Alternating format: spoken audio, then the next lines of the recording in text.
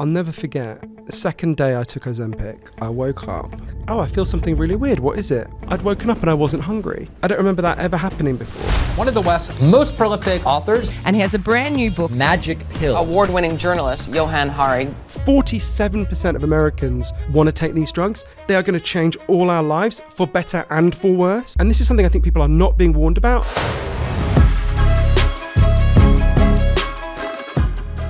Hey everyone, I've got some huge news to share with you. In the last 90 days, 79.4% of our audience came from viewers and listeners that are not subscribed to this channel. There's research that shows that if you want to create a habit, make it easy to access. By hitting the subscribe button, you're creating a habit of learning how to be happier, healthier, and more healed. This would also mean the absolute world to me and help us make better, bigger, brighter content for you and the world. Subscribe right now. The #1 health and wellness podcast. Jay Shetty. Jay Shetty. The one, the only Jay Shetty. Hey everyone, welcome back to On Purpose, the place you come to become happier, healthier, and more healed. You know that my goal here is to sit down with incredible thinkers, thought leaders, people who are crafting the way our mind works and defining culture to have conversations that truly, truly matter. Today I get to interview one of my favorite authors. I've been wanting him to be on the show for such a long time, and I can't believe he's finally here. And this new book is one of the ones that I really hope that you take the time to read, because I promise you, your friend, a family member is having to deal with the challenges that come with this theme and concept in their daily, weekly, and monthly life. Today's guest is none other than Johann Hari. His new book is called The Magic Pill, The Extraordinary Benefits and Disturbing Risks of the New Weight Loss Drugs. And I can't wait to dive into it with him. If you don't have a copy of the book already, make sure you go and grab one. We'll put the link in the comments and caption below. Please welcome to On Purpose, Johann Hari. Johann, thank you for being here. Oh, I'm ridiculously happy to be here. Thank you so much. Honestly, I mean it. I was saying this to you offline, but I'd like to repeat it for my audience. You're one of the most gripping and captivating authors that I've read in a long time in the nonfiction space. I enjoy your work so deeply. I feel completely enthralled when I'm reading your work. I love the way you tell stories. And you effortlessly, with so much grace and kindness, bring people into a universe that they can understand very complex things and make sense of how to apply them in their life, which is so hard to do. So thank you so much for all the work that you do and the experiments you do on yourself. Oh, cheers. Thanks, Jay. Yeah. And the fact that we're from very similar places. Exactly. We're basically neighbours. We're basically neighbours. Yeah, exactly. We might go a little bit too British in this podcast. So I'm going to try and remember we are talking to a mostly American audience. Yeah. Well, I was saying to you, I was once in a diner, in fact, in an IHOP in a place called Cactus, Arizona. And I was trying to order pancakes. I kept saying, can I have some pancakes, please? And she kept going, what? And after a while, she said to me, do you speak English? I was like, my people invented it. What do you mean, right? So I'm very conscious that, we sound like weird refugees from Downton Abbey. I'm going to try and Americanize slightly. Well, it's funny because every time I live in the United States, but everyone in the United States always tells me that they find the British accent quite authoritative and they see it as a sign of education and knowledge. And for me, when I hear a TED talk in the American accent from a professor or a researcher, that's when I find that it's authoritative. Do you feel that way, or what's your take? Oh, that's so interesting. I think because I live here half the year. Yeah. I think I'm kind of torn between the value of our accents, but I'm conscious that we get given we basically go in with the assumption of 10 added IQ points in any situation, right? So and I'm like, if you knew me, I'm not from a posh part of England. Like I'm not posh anyway. We sound like hilariously like I was literally raised by my grandmother whose job was to clean toilets, but we sound basically like the Queen. The Queen, exactly. Which we're not. But Johann, so I want to dive straight into this, and I want to start off by saying, what are some of the biggest misconceptions you've heard about Ozempic? Almost things that people may even be thinking as they're tuning into this or watching this right now. What are some of the things people already think they know, but you actually believe are misconceptions? I think the biggest misconception is that we should either be, yay, these drugs are amazing, or boo, these drugs are evil. The biggest misconception is that we can be certain or confident about these drugs at the moment. I'll never forget, from the moment I learned about these drugs' existence, I felt so conflicted. It's why I wrote the book, right? I remember the moment so vividly. It was the winter of 2022, and it was that moment when the world was opening up again. And I got invited to a party for the first time in God knows how long, and I decided to go. And I was in an Uber on the way there. And the party was thrown by an Oscar-winning actor, I think someone you know, actually. And I'm not saying that just to name drop, it's relevant to what happened next. And on the way there, I was feeling gained quite a lot of weight during lockdown. I was feeling kind of schlubby. I was quite fat at the start of lockdown. I was fatter then. And I was thinking, oh, this is going to be awkward. And then I suddenly realized that kind of everyone I knew had gained some weight during lockdown. And I thought, oh, this is going to be fascinating to see all these Hollywood stars with a bit of chub on them, right? And I arrived and I started walking around. And it wasn't just that no one had gained weight, everyone was gaunt, right? Everyone looked like their own Snapchat filter, right? They were like clearer and cleaner and sharper. And I was kind of wandering around a bit of a daze. And I bumped into a friend of mine on the dance floor. And I said to her, whoa, looks like everyone really did take up Pilates during lockdown. And she laughed like, you just didn't. I must have looked puzzled. And she said, well, you know, it's not Pilates, right? And I had no idea what she was talking about. And she pulled up on her phone an Ozempic pen.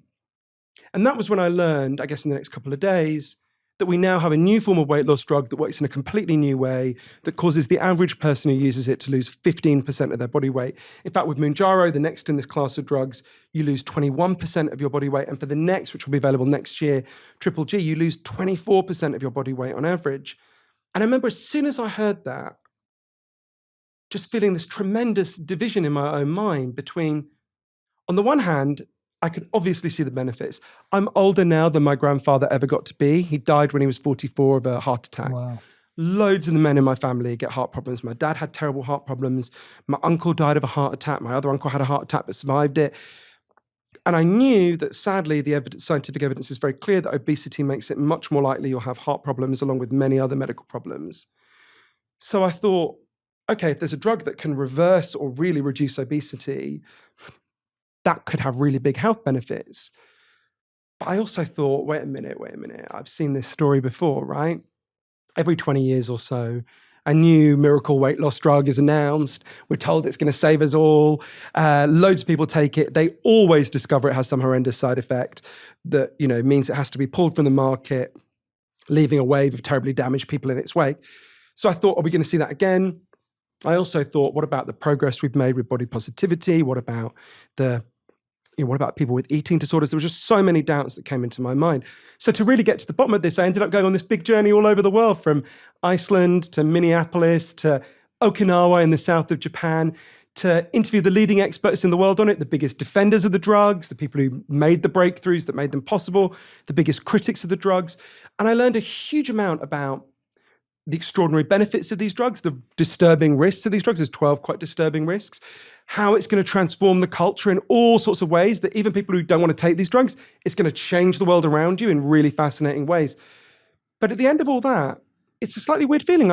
I still feel quite conflicted about it. So I guess the misconception is that we should be so sure, right? This is complicated and we have to think through the complexity. So Johann, this idea that we have of, or this misconception that you just mentioned that we have of this idea of that it's all good or all bad, I wondered through your research kind of how you felt about that type of thinking. I feel like as humans, we have this very binary thinking about anything and everything, right? Oh, that's a good person. They're a mean person. They're a healthy person. They're an unhealthy person when it comes to drugs. Oh, this one's perfect. This one's going to ruin your life. What did you discover about people's binary types of thinking through the research of this drug? I guess because if you think about this drug, and the book is called Magic Pill, because there's 3 ways we could think about this as magic. And the first 2 are the kind of binary ways, right? The first way is these drugs could be magic in the sense that they could just solve the problem of obesity. And I've got to tell you, there are days it feels like that. My whole life, I've hugely overeaten because I was screwed up by the food industry and various other things. And now, you know, to do the book, I've been taking Ozempic for a year. There's been lots of ups and downs, but, you know, now that problem has largely gone away. I've lost an enormous amount of weight, 42 pounds, but also I've lost a lot of these destructive habits. So, you know, it could be magic in the sense of just like, whoa, the problem's solved. The second way it could be magic, and I think this is a real possibility, is it could be like a magic trick. It could be like, you know, the conjurer who shows you a card trick while secretly picking your pocket. It could be that in addition to giving you these benefits, the risks, and there are really significant risks here, are so substantial that they undo the good. I don't rule that out. In fact, I think it's a significant possibility. But the third way is actually the most likely, and I think it's the one that gets us out of that kind of binary thinking. And it's that, think about the stories of magic that we grew up with as kids, right? Think about, I don't know, Aladdin, right? You find the lamp, you rub it, the genie appears and he grants your wishes. And your wish comes true, but never quite in the way you expected, right? You get what you wanted, but always at some weird right angle that you never anticipated.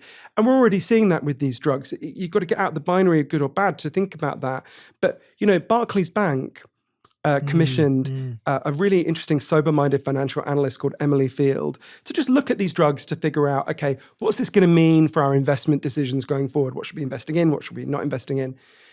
And she came back and said, if you want a comparison for the effect of these drugs, you've got to look at the invention of the smartphone, right? So if you and me had been speaking in whatever it was, 2007, when Steve Jobs unveiled the iPhone, we would not have been able to game out, you know, DoorDash and TikTok and all these things that have transformed our lives that flowed from that.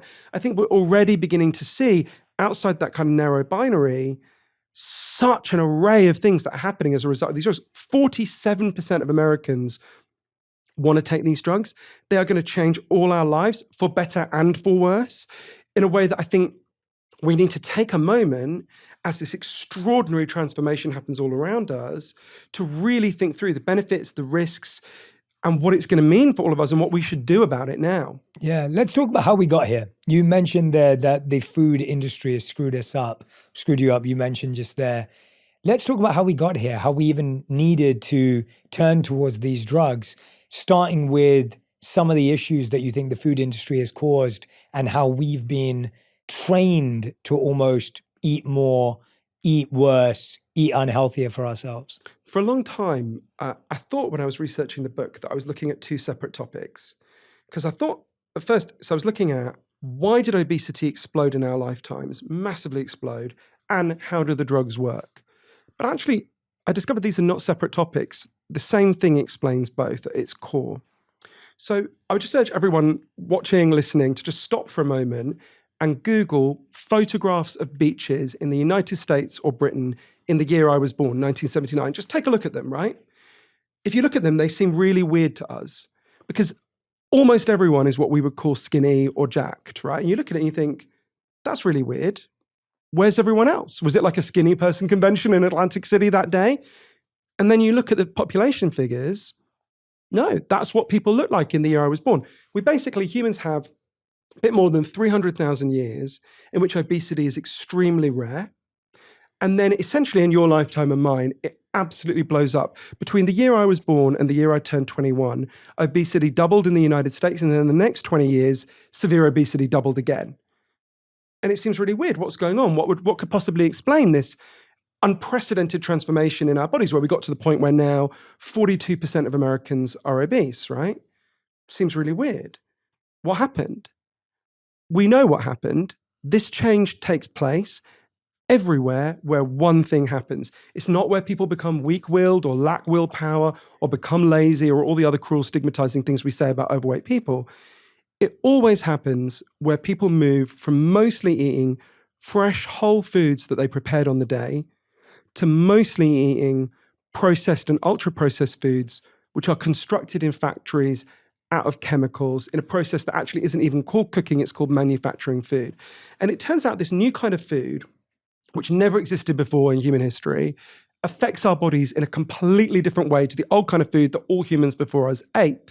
And there's loads of ways that's true. I go through 7 reasons in the book, but there's an experiment that was actually done here in New York that to me just totally distills what happened to us, right? So it's done by a brilliant Irish scientist called Professor Paul Kenny, not just up the road from where we are. So he's the head of neuroscience at Mount Sinai here in New York. And he grew up in Dublin in Ireland. And when he was in his 20s, he moved to San Diego in California to continue his scientific research. And he quickly clocked, whoa, Americans don't eat like Irish people did at the time. Much more processed and ultra-processed food, much more sugary, salty food, right? And like many a good immigrant, he quickly assimilated. Within a year, he'd gained like 30 pounds. And he was like, whoa, what's going on? And he felt like this new kind of food he was eating wasn't just affecting his gut, it was affecting his brain. It was changing what he wanted. So he designed this experiment to test it, which I have nicknamed Cheesecake Park. It's not the official name of it. It's very simple.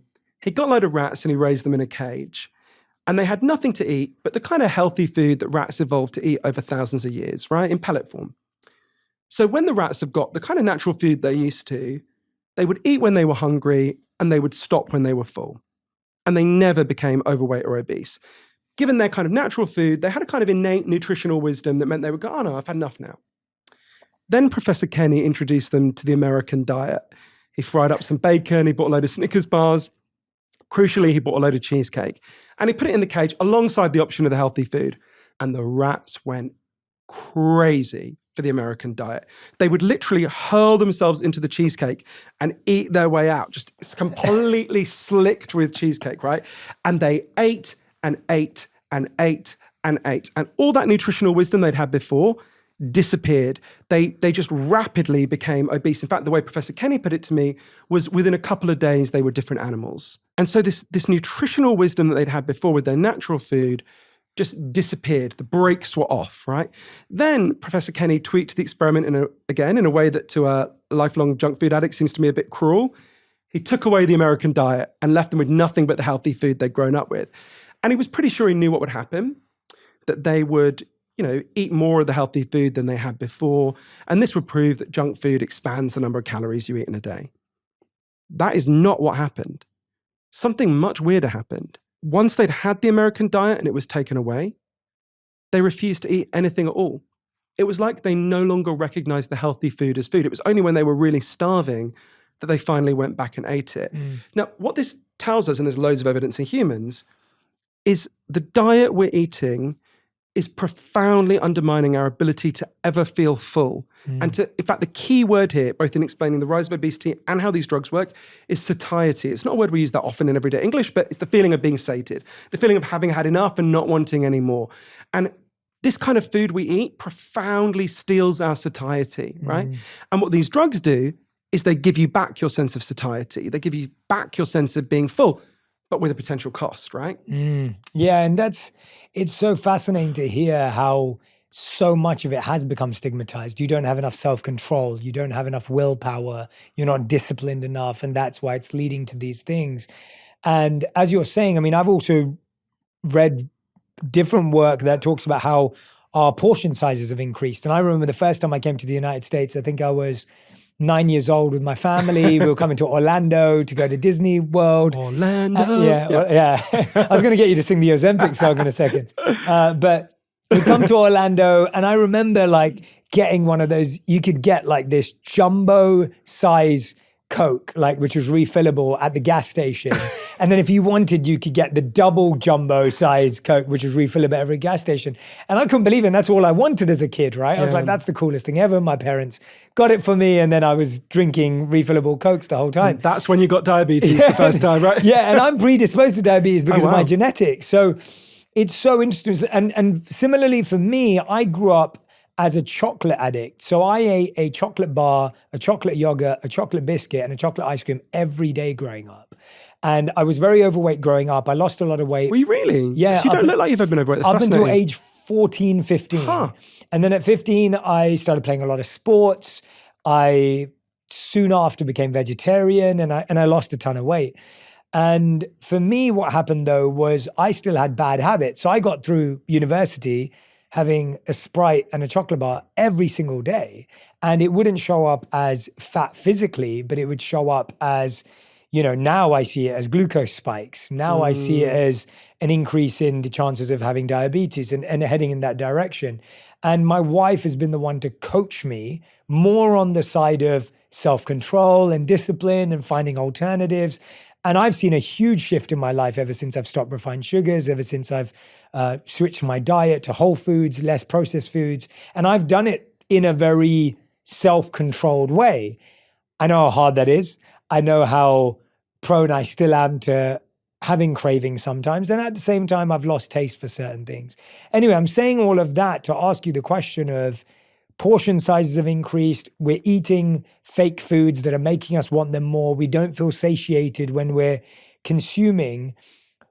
How does the drug actually make you feel satiated? Because I think it's important for people to understand that. What is happening in order for you to feel satiated?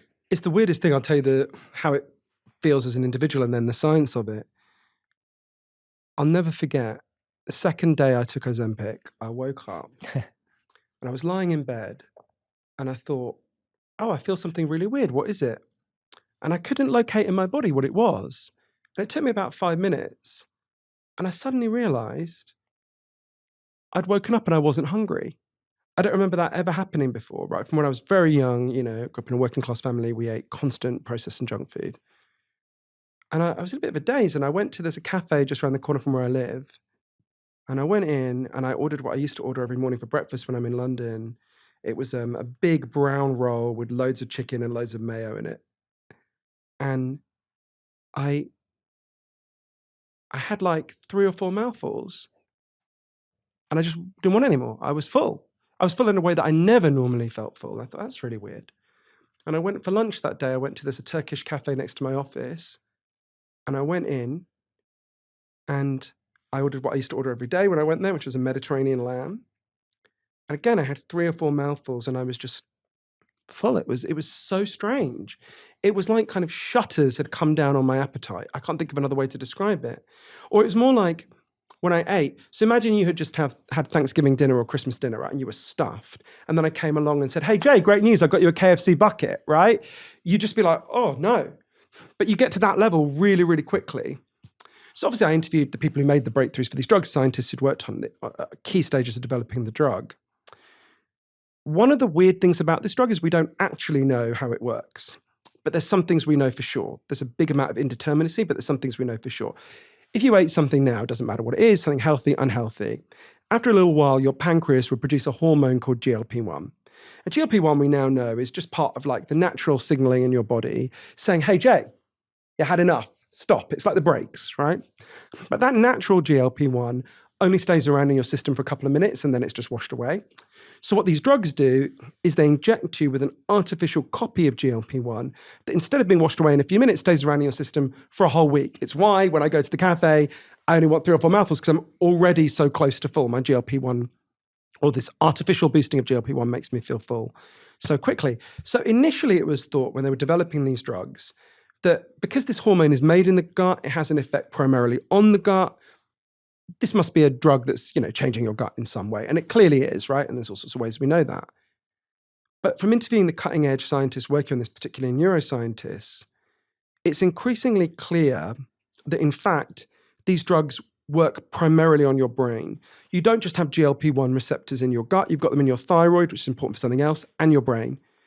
And these drugs are profoundly changing your brain. We know that if you give these drugs to rats and then you kill them and cut their brains open, which obviously you're not allowed to do with humans for very good reasons, what you see is the drug goes everywhere in the rat's brain. Everywhere, right? So I remember when I learned that, and I learned it quite a while into, a few months into taking the drugs, so it's like a disconcerting thing to learn. You realize, how would I put it? It's a much more intimate transformation, right? Something that changes your gut, you sort of feel like, oh, okay, that's fine. Something that's changing your brain and profoundly changing your brain partly explains why the effect is so powerful, why these are so much more effective than all previous diet drugs. It also potentially raises some other benefits in terms of benefits for addiction. It also raises some other risks around whether it may cause depression, because there's a debate about what it's actually doing in your brain. But for me, it just sort of made me realize, oh, this is like I say, a much more intimate change than a lot of people realize, I think, when they start taking it. Yeah, who was it? Was it your nephew who said, where is Johann Hari and what have you done with him? Was it your nephew? My little godson. Your little godson, yeah. It was a while to take it. I took them to McDonald's. So my relationship with junk food is probably best typified by one of the low points in my life. I can tell you exactly when it happened. It was 1 p.m. on Christmas Eve, 2009. And I went to my local branch of KFC in East London. And I went in, I said my standard order, which is so disgusting, I'm not going to repeat it in front of someone who's got a healthy glow. Please. It was literally a bucket of fried chicken. And the guy Trust me, I love a bucket of fried chicken. You look like you've got such a healthy glow. You look like you've never eaten a chicken drumstick. I'm plant-based now, but back in the day, that's like popcorn chicken would have been my jam. Yeah. The guy behind the counter said to me, "Oh, Johann, I'm really glad you're here." I was like, "All right." And he went off behind where they fry the chicken and everything. And he came back with a massive Christmas card in which they'd written to our best customer, and everyone had written like personal messages to me. And one of the reasons my heart sank is I thought, this isn't even the fried chicken shop I come to the most. Right? How can this be happening to me? It was the second lowest moment in my my life as an overweight person. The worst was the time that I was fat shamed by the Dalai Lama. But no, there was this moment where, it's not even a joke, by the way. You need to tell us. I'll tell you the horror of the Dalai Lama another time. So I'd had this very intimate relationship with this food all my life, and to have it, there were many good things that flowed from taking Ozempic for me, and there are many benefits to it, as well as some significant risks. But the weirdest moment for me, actually, was another moment that happened in KFC. In fact, one of my nephews said to me, a lot of the key moments in your life seem to happen in branches of KFC. I heard. I was like, oh, that's a good point. I had a real epiphany about this, because what these drugs do is they profoundly interrupt your underlying eating patterns, right? You can't eat the way you did before. And this is something I think people are not being warned about, and I tried to take people through in a lot of detail in the book, is you need to be prepared that because of that, a lot of the underlying emotional issues that drive your eating may well come to the surface. So I had this moment for me. I was in Vegas. I was, as you know, I'm writing a book about a series of crimes that have been happening in Vegas that I've been researching for a long time. And I was researching the murder of someone that I knew and loved. And it was obviously very painful, as you can imagine. He was an incredible person. I was working on this, and I just, felt bad. And I went to this branch of KFC on West Sahara, which is one of the grimmest KFCs in the world. And believe me, I could write a book about all of them. And I went in, and really on autopilot. This was like 7-8 months into taking the drugs.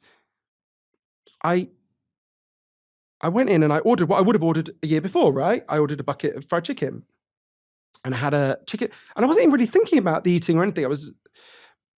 I had a chicken drumstick, and I looked at this bucket and I thought, I can't eat this, right?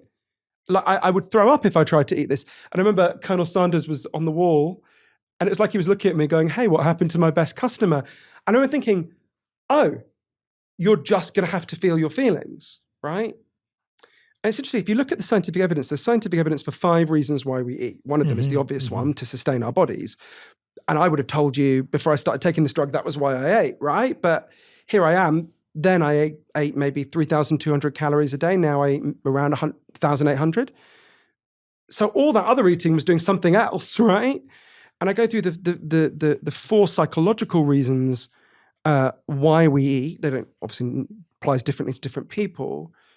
And those things kind of get surfaced. And I remember going to one of my closest friends when I got back from Vegas and saying to her, I've got to stop taking this. I can't take it. This is too upsetting. And she said to me, Johann, stop taking it if you want to. That's fine.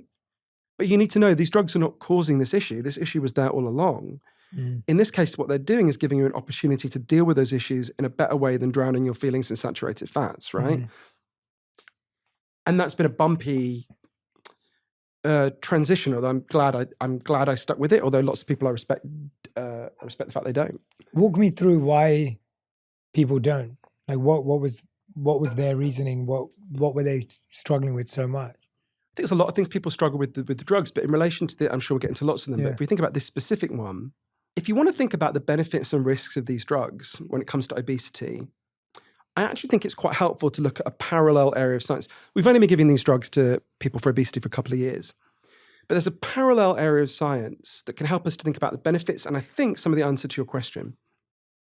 So, and it's bariatric surgery, right? Up to now, it's been very hard without some kind of external intervention to lose huge amounts of weight and keep it off. Clearly you did it. There are lots of people who do it, but it's actually a surprisingly small percentage of the people who try it succeed. I go through why in the book, and the reasons are really important. So actually the most effective way up to now has been bariatric surgery, things like, stomach stapling, gastric sleeves. Bariatric surgery is a horrific operation. It's really grueling. 1 in 1,000 people die during the operation. It's no joke, right? But the reason people put themselves through that is because of the extraordinary benefits to their health afterwards. If you have, now bear in mind, they were severely obese at the start, otherwise you wouldn't qualify for the surgery. But if you have this surgery, in the 7 years that follow, you are 56% less likely to die of a heart attack. You are 60% less likely to die of cancer. You are 92% less likely to die of diabetes-related causes. In fact, it's so good for your health that you're 40% less likely to die at all in that 7-year period, right? And we know, similarly, that these drugs are moving us in a similar direction. So if you take these drugs and your BMI is higher than 27 at the start, you are 20% less likely to have a heart attack or stroke, right, in the years that follow. So I was going to say it's close to my heart. It is literally close to my heart, right? But you also, when you look at bariatric surgery, begin to see some of the drawbacks. And I think the key to what you're asking might be there. So one of the things that I think is really shocking is if you have bariatric surgery, your suicide rate quadruples in the years that follow, right? It's still quite a low risk. Most people have bariatric surgery, glad they did it. But quadrupling, that's a big effect, right? Just think, why would that be? What's going on? I think there's lots of things going on there. Some of it is actually the after effects of the surgery are pretty onerous. Some of it is you can't comfort it anymore, so that pain comes to the surface. Some of it is a lot of people who are overweight kind of think, well, if only I was thin, my life would be really great. It's that magic pill, yeah. Exactly, and they lose the weight and, you know, your husband's still an asshole and you still hate your job. And I think there's also I'll give an example of a really deep psychological issue that I think is surfaced in some cases by these drugs in bariatric surgery. Something I learned about from a wonderful man who you should have on actually, called Dr. Vincent Felitti. It was really hard for me to learn about this. So Dr. Felitti was a doctor in San Diego in the early 1980s. And he was approached by Kaiser Permanente, the big not-for-profit medical provider in California. And they said, look, we've got a problem. We don't know what to do. Please help us. The problem they had was that obesity was hugely rising. In fact, it was very low by our standards, but it was rising. And they said, look, nothing we do works. We give people, you know, diet plans. We give them personal trainers. It's not working. Can we give you a load of money and just do blue skies research, figure out what the hell we should do? So Dr. Felitti took the money and was like, oh, what can I do? So he started working with 200 severely obese people who weighed more than 300 pounds and had for a long time. And he's like, what could I do? And he had an idea that sounds, and in fact is, kind of dumb. He said, what would happen if really obese people literally stopped eating and we gave them, like, you know, vitamin C shots so they didn't get scurvy or whatever? Would they just burn through the fat supplies in their body and get down to a healthy weight? So with a ton of medical supervision, they did it. And incredibly, at first it worked. There was a woman who I'll call Susan, not her real name, who went down from being more than 400 pounds to 138 pounds. Staggering transformation. And, you know, her family are calling the doctor and saying, you saved her life. She's thrilled. And then one day, she cracked. She went to KFC, or actually I think that's projection. She went to somewhere and, you know, started hugely overeating again and quite quickly got back to a dangerous weight.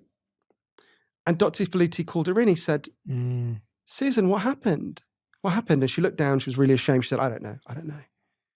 He said, well, tell me about the day you cracked. Did anything in particular happen that day that didn't happen some other day? It turned out something had happened that day that had never happened to Susan. She was in a bar and a man hit on her, not in a nasty way, in a nice way, and she felt completely freaked out and went and started eating. That's when Dr. Felitti asked her something he'd never thought to ask her before. He said, Susan, when did you gain your weight? In her case, it was when she was 11. He said, well, did anything happen when you were 11 that didn't happen when you were 9 or when you were 14? Anything in particular happen that year? And she looked down and she said, well, that's when my grandfather started raping me. Dr. Felitti interviewed everyone in the program. He discovered that 60% of the women had made their extreme weight gain in the aftermath of being sexually abused or assaulted. And at first he was like, what's going on? It doesn't make any sense. And Susan explained it to him really well. She said, overweight is overlooked, and that's what I need to be, right? Clearly, obesity for women has a protective sexual function. You are somewhat, it can still happen, of course, but you are less likely to be sexually assaulted if you gain a lot of weight.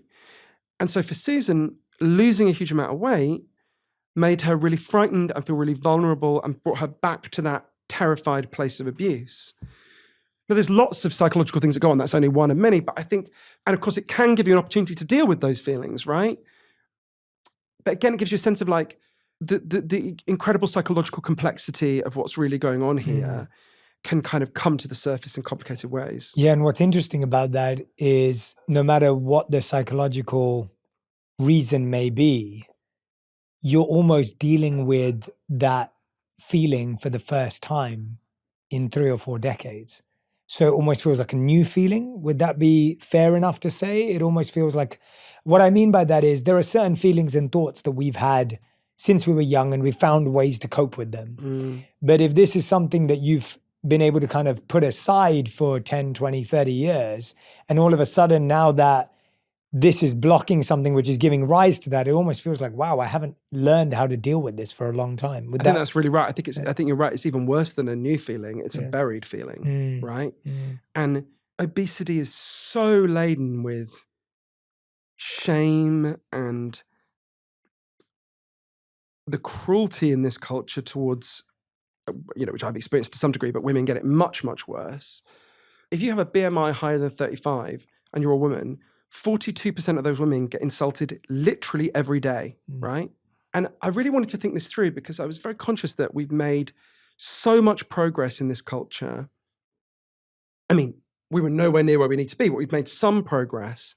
I think about this, and one of the things I really worry about in relation to these drugs, I think it's really distilled in a moment, probably the worst moment in the whole writing of the book for me. So I've got a niece called Erin, who's 19 now, but in my head, she's fixed as a 6-year-old. Like, she's the baby of my family. She's the only girl. She's the youngest of my brothers and sisters' children. But one day I was FaceTiming with her after we'd taken the drug for a while. And she was sort of praising me in a teasing way. She was like, oh, I never knew you had a jaw, I never knew you had a neck. And I was kind of preening. And then she looked down and she said, will you buy me some Ozempic? And I laughed because I thought she was kidding. And I realized she wasn't. And she's like a perfectly healthy weight. She always has been. And I thought, I've undone all the messages I've ever tried to give her, right? About valuing yourself, and I thought, she's grown up seeing a broader range of body types in female celebrities than we ever grew up with.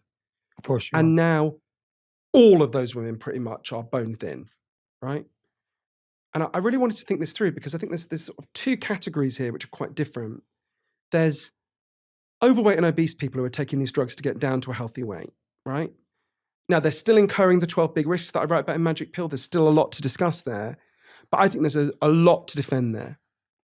Then you've got people who are already a healthy weight or indeed skinny who are taking them to be super skinny. Now, I don't judge those people. We live in a culture that makes women feel shit about their bodies, whatever they do. And there are tremendous pressures on them. And I don't judge where those women are coming from at all. But they're incurring all the 12 risks for none of the benefits, right? I mean, well, rather for aesthetic benefits, but not health benefits. And in fact, they're endangering their own health in all sorts of complicated ways. To give an obvious example, as you age, you naturally lose muscle mass. Muscle mass is the total amount of soft tissue in your body that you need to get out of a chair, walk up the stairs, whatever it might be. So as you age, you naturally lose muscle mass from the age of 30, depressingly. So if you're going into the aging process already with quite low muscle mass, which people who've taken the drugs to be super skinny likely will be, it could cause you real problems when you're older. You'll be much less mobile. You'll find it harder to walk up the stairs. You're at risk of a condition called sarcopenia, which means poverty of the flesh. It's where basically you just can't do much because you're quite physically weak. So I think we've got to distinguish between those 2 things. And then we've got to think about also what this means for body positivity and how we think about it in relation to that. There was a particular person who helped me to think about that. I could tell you a bit about her if you like. Yeah, please. So there's this woman, you probably remember her, Jay, because we're from the same place. So when we were kids, you only ever saw fat people on television as the butt of a joke, right? Particularly overweight women, right? It was vicious. And the first person I ever saw challenge that, I remember it blew my mind. It was on Kilroy, which for people who don't know, it's like if you imagine a kind of dollar store version of Ricky Lake, right? The first person I ever saw challenge it was this woman called Shelley Bovey, who basically introduced body positivity to Britain. She was the first person to ever talk about this and write about it in Britain on a big public stage. So I went and tracked her down because I really want to think this through with her. She's 76 now. And her story, I think, really helps us to think through the complexity of this. So she grew up in a kind of big working class town in Britain called Port Talbot. I guess the equivalent in the US would be like Scranton. She was, as she would put it, the only fat girl at her school. This was the 1960s. And one day after class, her teacher said to her, Bovey, stay behind, I need to talk to you. So she's sort of sitting there thinking, hey, what did I do? And she goes up to the teacher and the teacher said, "You're much too fat. It's disgusting. Go see the school nurse. She'll sort you out." So completely thrown, she goes to see the school nurse. And the nurse says, "Why are you here?" She said, "Well, the teacher says I'm too fat." And the nurse said, "Take off your clothes. I'm going to look at you." And the nurse looked at her and said, "Oh, disgusting. You're too fat." And just berated her. Said, "You're greedy. You're a pig. Eat less." And Shelley, completely thrown, kind of leaves. Now, she was soaking up this kind of abuse the whole time, right? Girls were constantly saying to her, "Thank God I don't look like you." And really, her whole life, she's soaking up this abuse. When she got pregnant, she went to the doctor. First thing the doctor said was, "Shouldn't be pregnant when you're as fat as you are." When she gave birth, she had a very painful birth, difficult birth. She's lying there covered in blood, and the midwife said to her, "You really need to lose some weight." When her baby wouldn't attach, he wasn't feeding properly, she went to the doctor. The doctor said, "What are you trying to do? Make the baby as fat as you are?" Overweight and obese people are soaking this up all the time. And most of them just internalize it. Shelley told me she had never looked at her body naked. Even in the shower, she would sort of wash herself but not look because she felt such hatred for her own body. And one day she learned that in the US, there was this movement, which at the time called itself fat pride. There's still some people who use that term now. We would probably call it more body positivity, who just said, "Why are we taking it? This is just cruelty. This is like racism or homophobia or sexism. Just no, we're not going to be treated like this. You're not going to get to talk to us like that." And so she wrote the first ever book advocating for body positivity, still stands up now, brilliant book called The Forbidden Body, in which she argued against this stigma. And when I tracked Shelley down, she stressed to me she's really proud of everything she said about stigma. And I think she's 100% right to be. Stigma, A, is just a form of bullying, and B, makes the problem much worse, right? Lindy West, who's a brilliant body positivity advocate, said, people don't take good care of a thing they hate. If you make people hate their bodies, it doesn't make them take better care of them. Mm-hmm. But something happened to Shelley next. I think if we're going to be truthful and compassionate, we have to talk about. Shelley was very overweight. She was not yet 50, and she was losing the ability to walk. And so she had to be in a wheelchair, and she went to her doctor, and her doctor said, "Well, because of your weight, because of the strain that's putting, you've got problems with your heart." And Shelley felt this profound dilemma because she was so proud of everything she said about stigma. But first she thought, well, I want to talk about these health challenges, but is this contradictory? There was at the time a newsletter in Britain called Fat News, which was like a body positivity newsletter. And she wanted to write about this. And they said, no, that's not what we want. We're here to tell the positive news. And she said, but if we love ourselves, don't we want to tell the whole truth? And she felt really conflicted about this. And for a long time, she felt like it was either or. Either you're against stigma or you're in favor of reducing obesity where you can. But, she then, and she's the first to acknowledge this is extremely hard to do, but she lost a lot of weight through dieting. She went from being unable to walk to being able to run. Her health massively improved. Her heart problems went away, which tends to happen when you reverse obesity, like when we talked about with the bariatric surgery. And Shelley, I thought, put it to me in a really wise way. She said, it's not either or, it's both and. If you love someone who's obese, as everyone watching will, I'm pretty sure you want to protect them from two things. You want to protect them from cruelty and bullying, and you want to protect them, if you possibly can, from the more than 200 diseases and health complications that are made much more likely by being overweight or obese. And I was kind of shocked when I looked at the science of this with an open mind. I'm very happy to challenge scientific consensus. I've done it before in my previous books, but when you look at the scientific evidence, and I was trained to assess scientific evidence at Cambridge University,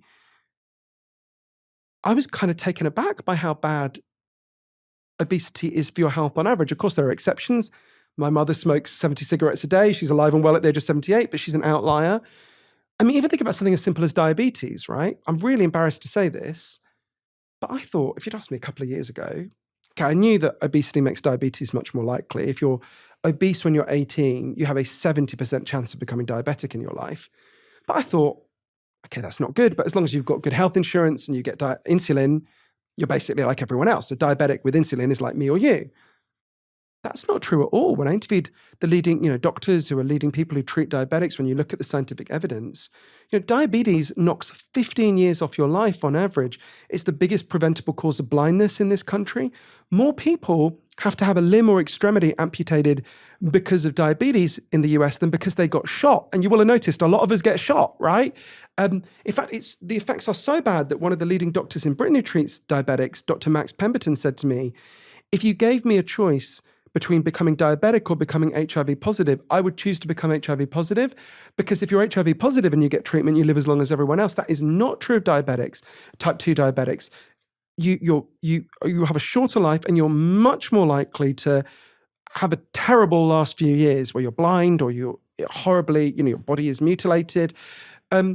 And I found that so frightening to take on. And I'm conscious that loads of people hearing that will experience that, and it's very painful. It is extremely painful to hear.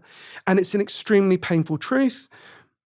And we have to communicate it with great compassion and love, and not as concern trolling and I hate even saying it, because you can see how it gives ammunition to the bullies in a way, because they use that as like, oh, babe, I'm just worried about your health. I get that, but Shelley really taught me, she put it, we have to live in reality, and we have to be as compassionate as we can within that reality. We have to do both, right?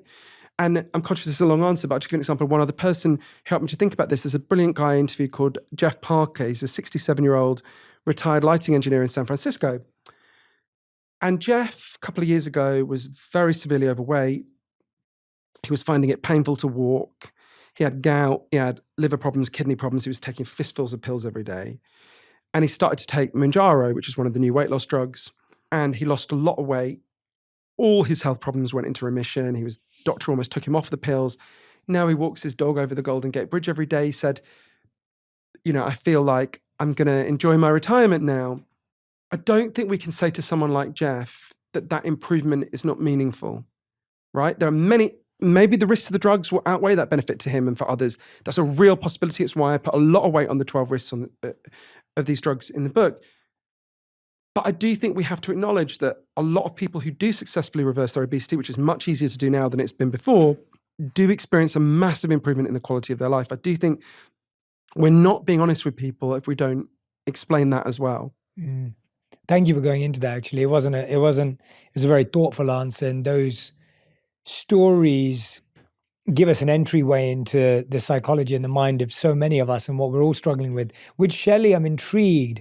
How is she now perceived by her community that she was the face for, having now dieted, lost weight, it sounds like, and may appear different visually? How is she now perceived, and how does she feel about reconnecting with that community and talking about it with them? So as she would say, and she speaks for herself much better than I can, so I don't want to too much ventriloquize her, but because she's a very articulate person. I think it's really complicated, and I understand why it's complicated. Mm. Some people saw her as a sellout. Mm. And I think Shelley's attitude was, what kind of body positivity would it be that would shame me for keeping my body alive? And there's a big division going on now among body positivity advocates, where they have many good arguments. And it's worth stressing. So if we think about the history of diet drugs, think about the 70s, right? One of the first things the Fat Pride movement did was point out, so there were diet drugs in the 70s that were amphetamines, right? They were hugely popular. There were staggering figures, like more than 10 million amphetamine prescriptions were written in 1970 in this country for weight loss, right? And it turns out taking loads of speed to lose weight, not a good idea. Who knew? But and they had to be taken off the market because it screws you up, right? Partly because you develop tolerance to these drugs, so you have to take higher and higher doses to get the same effect. And if you're taking really high doses of speed, as anyone who knows any recreational drug users will know, don't end so well for you. Skinny but psychotic is not a great trade-off. Definitely maybe for some people it is, but not for me. And so a lot of the Fat Pride movement very presciently warned at the time, this is really going to screw people up. Don't do it, right? And they've been entirely vindicated by that. And it may be, and I think there's a significant chance of this. I don't think it's the most likely option, but I do think it's a significant chance that they'll be vindicated on these drugs as well, going, look, this is a big risk, right? For me, especially with the history in my own family, what I felt I had to do was weigh two risks. And I think that's what most people watching and listening this will be the position they're in. Realistically, I was going to remain obese. I tried dieting many times. I always ended up fatter than I was at the start. I tried insane and intense diets. I'd gone to diet camps in Austria where they give you tea for a week. I'd done it all, right? Realistically, I was going to carry on being obese to some level. So for me, the choice was, what are the risks of continuing to be obese versus what are the risks of these drugs? That is not an easy calculation. There's a lot we don't know. We're learning more and more. There's a lot of detail in the book that I think people don't know about. It's a hard calculation, and I don't know if I've made the right choice for myself. So it may well be there's a significant chance that their caution about this will be vindicated. And they're also right to say it's clearly not the case that we're only taking this to deal with health problems, right? And that's true of me as well. There's a significant amount of just relief from the stigma of being fat. Vanity. I like being thinner, right? Because of the culture we live in. Some of that is the health benefits and the risk to my heart, of course. But some of that isn't. A big part of it isn't. We've got to level with people about that. So it's possible that they'll be vindicated. And even if they aren't, we've really got to understand where it comes from. Mm. If you are soaking up abuse your whole life, that cruelty, that bullying, I totally get, there's an analogy I always think of, which is, I'm gay. The height of the AIDS crisis, when doctors explain to gay men, look, because of the nature of anal sex and because gay men tend to have a lot more sexual partners than other sexual combinations, this is going to affect gay men much worse than other communities. So they wanted to, shut down the bathhouses in San Francisco, really warn people, say, while we don't know, you shouldn't have sex, right? And a lot of gay men were like, our whole lives we've been told our sexuality is disgusting, we're diseased, we're evil. And now you come along and tell us this as well. We're going to carry on going to the bathhouses, we're going to carry on. And I get where they're coming from. I might well have been like that myself at the time. But now we realize, looking back, well, you have to separate the stigma from the scientific advice, right? I'm sure there were lots of homophobes picking up those arguments and bullying gay people. Yeah. Exactly. But equally, there was the scientific reality, which is it was much more likely to affect gay people. And lots of those people who refused that advice, tragically, are not here now because they refused it. So I think, and that doesn't mean that I stand over those people and go, what fools? I totally get it. Mm. But I do think we have to, as Shelley says, we have to separate out two things. We have to separate out the stigmatizing, cruel things that are said from things that are just physical. Think about cancer, right? The leading cancer group in Europe, Cancer Research UK, explain. If you carry excess weight in your body, it doesn't just sit there. It's not inert. It's active, right? It sends signals through your body. And one of those signals is for your cells to divide more rapidly, which can cause cancer. This is why obesity is one of the biggest causes of cancer in the developed world, right? That's true even if we got rid of all the stigma in the world, which we passionately should fight to do. It's still going to make you more likely to get cancer, right? That's not something we can undo with an argument. Mm. And therefore, we do need to think about this. Also, though, I'm very conscious, the most important thing we've got to do. So people like me are in a shitty trap, right? You've got to choose risky medical condition, risky drug. But that is not inevitable. And we should not tolerate that being the choice for our children, right? Japan, for example, right? I can explain how they did it, but the key thing to understand is the way one expert put it for me, a brilliant man named Professor Michael Lowe at Drexel University in Philly, is processed and ultra-processed foods dug this hole. Mm-hmm. They stole our satiety. And the drugs fill it in. The way he put it was, so you've got to see that these drugs are an artificial solution to an artificial problem, right? Mm. So we've got to pull back, in addition to the dilemma about the drugs for people like me, we've got to pull back and go, how did we get here? Mm-hmm. And how do we make sure the next generation of kids are not in that position? And absolutely, this is the dilemma a lot of us face, but it doesn't have to be the dilemma for our children and grandchildren. And I went to places that have solved this dilemma, that show us the way out. So that's the kind of broader argument, which I think is so important to stress as well. Yeah, absolutely. Before we get to Japan and before we get to those, so the Barclays Bank produced a report to guide investors, and it told them to get out of investing in fast food and ice cream because those markets are going to tank. Financial advisors are also expecting a decline in the demand for knee and hip replacement. But when you look at investment, I found that fascinating.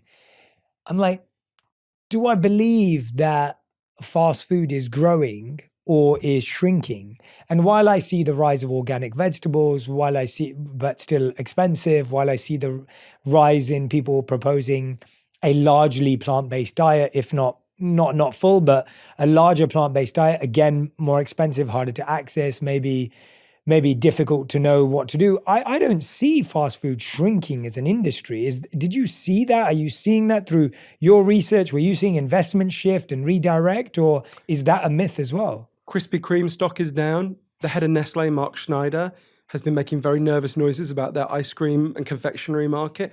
So we've got to look at the longer term trend. 47% of Americans say they want to take these drugs. And there's a big access question at the moment, but 8 years from now, Ozempic goes out of patent.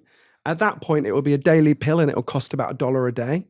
I would anticipate 47% is an underestimate for how many people will take it, provided some of the 12 big risks that I wrote about in the book don't blow up, which is a real problem. Yeah. Think about Jeff Parker, the guy I just talked about in San Francisco. Everyone like Jeff becomes a walking advertisement for the drug. Everyone goes, what happened to Jeff? He looks completely different. My God, he's so much healthier. So you can see how it creates a huge growth effect. So you're right. At the moment, we've got two trends. We've got the ongoing explosion of fast food, which is, blowing up and is implanted in us from the moment we're born. More 3-year-old children in this country know what the McDonald's M means than know their own last name. More people in the world recognize the McDonald's M as a symbol of McDonald's than recognize the cross as a symbol of Christianity, right? So this is really deep in our consciousness. So you've got that huge explosion in fast food, which is growing and growing and growing. And you've got huge numbers of people who want to take these drugs. Now, one of those trends is going to win, right? So as more and more people take the drugs, we're already seeing the effects. And I think in a way, some of the best predictors are the financial markets. Jefferies Financial just did a big report for the US airlines saying you're going to have to spend a lot less money on jet fuel pretty soon because a lighter population takes less jet fuel to fly. There's even just like crazy little things. There's been a huge run on jewelers in Los Angeles because people's fingers have shrunk so much that they need their wedding bands refitted. Or think about, you mentioned the hip and knee replacements. Companies that manufacture knee and hip replacements, the joints for them, their stock is going down because the main driver of knee and hip replacements is obesity. And if there's a lot less obesity, there's going to be a lot fewer knee and hip replacement operations. So I do think you're right. The trend you're seeing, which is the growth of fast food, which only more and more. I mean, thank God when I was a child, you couldn't just push a button on a device and they'd bring McDonald's to you, right? You had to actually leave your house at least. Yeah. Can't imagine how overweight I would have become if that had been the case.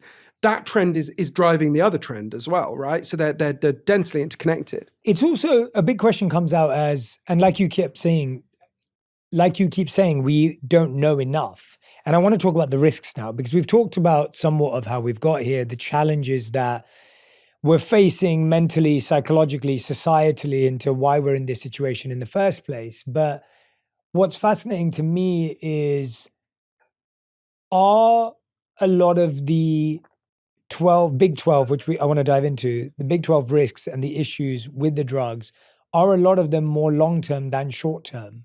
And based on your own personal experience, are the short-term ones tolerable and the long-term ones the ones that we would consider intolerable and complicated? So I would distinguish between the well-known side effects and these 12 big risks. So there's things like nausea. Almost everyone who takes these drugs feels nauseous at first. Throughout the day? No. Different people have different experiences. So some people have horrible experiences. I interviewed someone called Sunny Newton in Vermont who, she said it was like there was an alien living inside her and it was like thrashing about and she just wanted to vomit the whole time. That's rare, but not unheard of. I mean, in the clinical trials, about 5% of people did just stop because the nausea was so bad. For me, it was like, it was mild. It was like when I would get on the bus or something, I would get a little bit of exaggerated travel sickness. But like if I'd got that feeling just randomly on a normal day, it wouldn't have stopped me going about my day. It just would have been a bit unpleasant. And after a few months, you get it worse the day you take it or the day after, and then you're okay for the rest of the week. And then again, you inject yourself and it gets... And the regularity of injecting yourself, is it the same for everyone, or can you accelerate the dose? Is there a slower version? I should just say, because a lot of people get horrified by injection, and I am a complete wuss. I'm the kind of person who, when you give me a blood test, I don't want to look at it. I literally look away and I'm the sing same. do Katy Perry songs to pretend it's not happening. But and my singing is not pleasant. But it's an EpiPen. It's the tiny, and I wish someone had told me at the start. I didn't know this at first. You can inject yourself in the leg or the stomach. And for some reason, the idea of injecting in your stomach seems to me so horrifying. And for the first month I was injecting in my stomach, it was like, and actually the leg is just the same. No, I mean, it's literally like the tiniest scratch. It's like a mosquito bite. But are there different doses in terms? Everyone starts at 0.25 milligrams. Is to get you used to the nausea, and the effect is quite mild. And most people go up and up and up. So generally you go up to 1 milligram. You can go as high as 2.4 milligrams. It would depend on your level of obesity. I think a lot of people are on too high a dose. And who's advising you on that dose? I mean, the official guidance from Novo Nordisk and Eli Lilly, the companies who own it, is build up to 1 milligram, and then you can go higher if you need greater effects. But because you're self-medicating. You're not self-medicating. I mean, part of the problem is people are buying it online and not actually getting it from a doctor. And that's a really big problem. And that particularly relates to probably my single biggest worry about these drugs. There's a lot, but the thing I'm most concerned about, not for myself, but for the society, is eating disorders.